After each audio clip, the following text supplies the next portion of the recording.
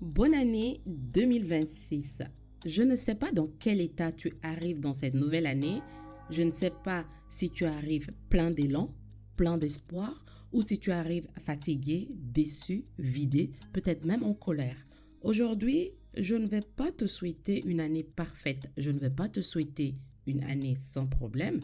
Je veux te souhaiter une année vraie. Une année où tu as le droit de ressentir ce que tu ressens, sans te juger, sans te comparer à qui que ce soit, sans te dire que tu devrais aller mieux. Je veux te souhaiter une année où tu prends enfin le temps de t'écouter, d'écouter ton corps quand il est fatigué, d'écouter ton cœur quand il est lourd, d'écouter cette colère quand elle est là, non pas pour te détruire, mais pour te dire quelque chose.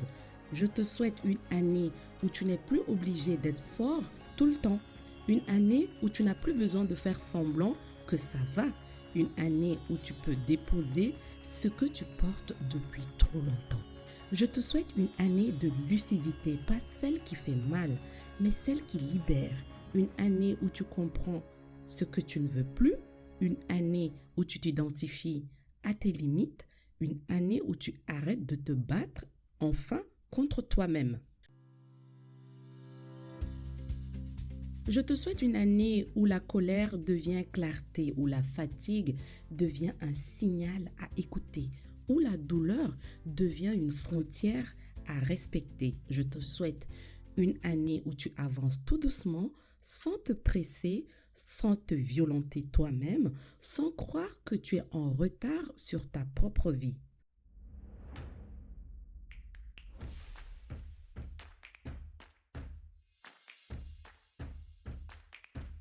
Si tu arrives en 2026 avec des blessures, des déceptions, des attentes non comblées, sache une chose, ça ne t'empêche pas d'espérer, ça ne t'empêche pas de te relever et ça ne t'empêche pas de recommencer autrement.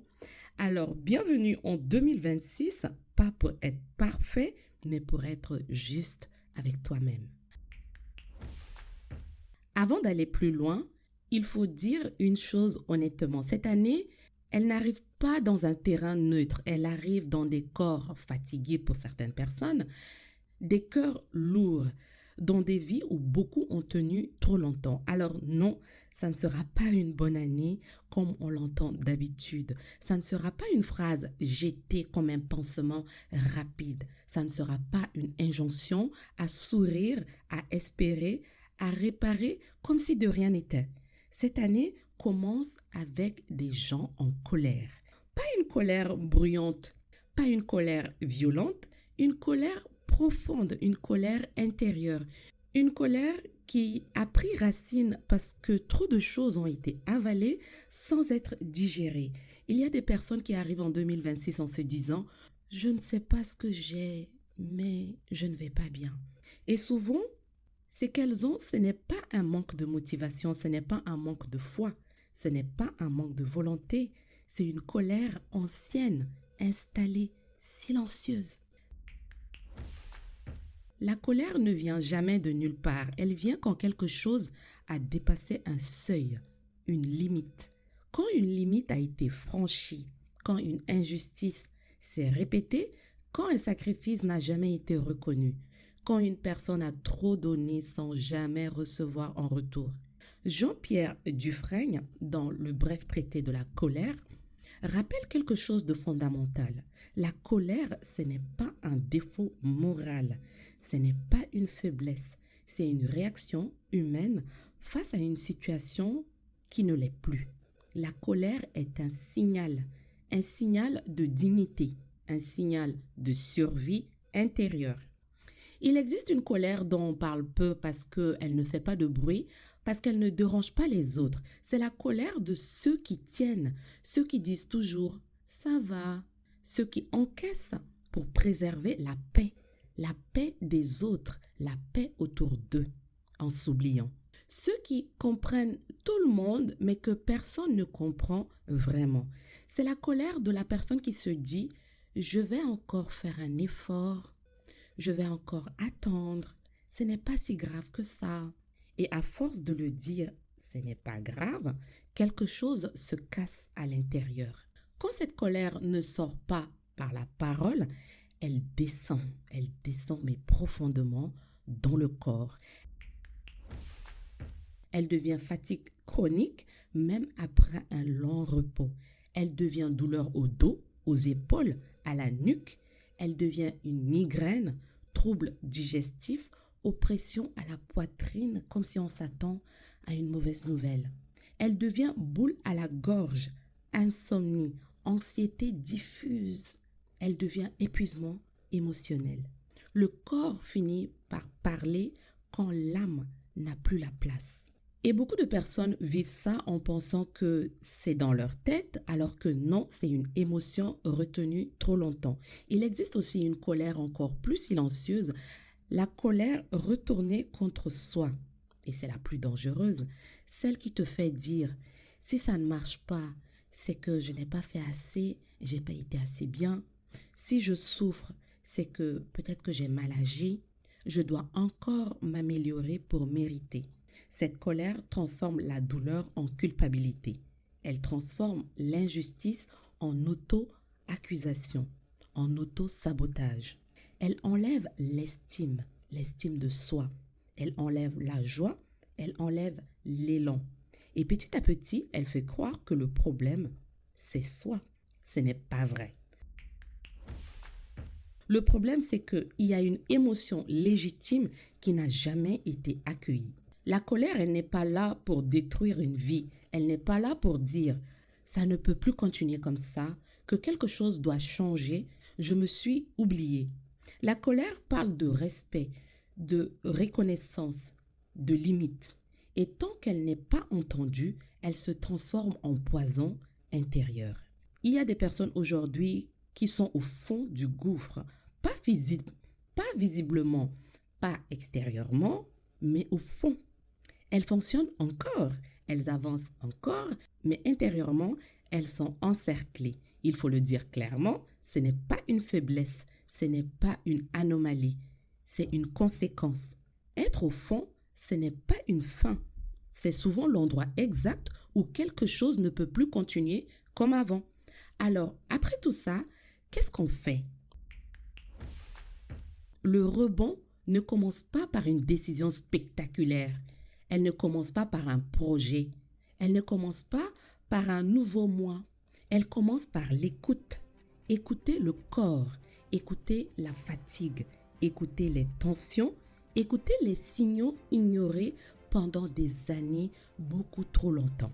Puis vient l'indulgence, une vraie indulgence, le pardon de soi. Pas une excuse, pas un abandon. Arrêtez de se parler comme à un accusé devant la barre. Arrêtez de se juger avec violence. Arrêtez de croire que être en retard sur sa vie est mal. Oui, il y a une responsabilité, mais une responsabilité douce. Celle de reconnaître que certaines choses ne sont plus acceptables, que certaines limites doivent être posées, que certaines manières de vivre doivent changer. L'énergie créative n'est pas magique. Elle naît quand la colère devient lucide, quand la fatigue devient information, quand la douleur devient limite. C'est une énergie lente, profonde, stable. Elle permet avec le temps de dire non sans culpabilité, de choisir sans se justifier, d'avancer sans se trahir soi-même. 2026 ne sera peut-être pas l'année des résultats visibles, mais elle peut être l'année du réalignement intérieur, l'année où la guerre contre soi s'arrête, l'année où l'on se traite enfin avec respect. Il n'y a pas besoin d'aller vite. Il n'y a pas une course à mener ou à gagner. Il n'y a pas besoin d'aller juste. La lumière ne revient pas toujours d'un coup. Parfois, elle revient doucement, mais elle revient. Et maintenant, après avoir traversé tout ça, après avoir mis des mots sur ce qui fait mal, sur ce qui est lourd, après avoir reconnu cette colère, cette fatigue, cette lourdeur, il ne s'agit pas de repartir en courant. Il ne s'agit pas de changer d'un coup. Il ne s'agit pas de devenir quelqu'un d'autre. Il s'agit de revenir à soi.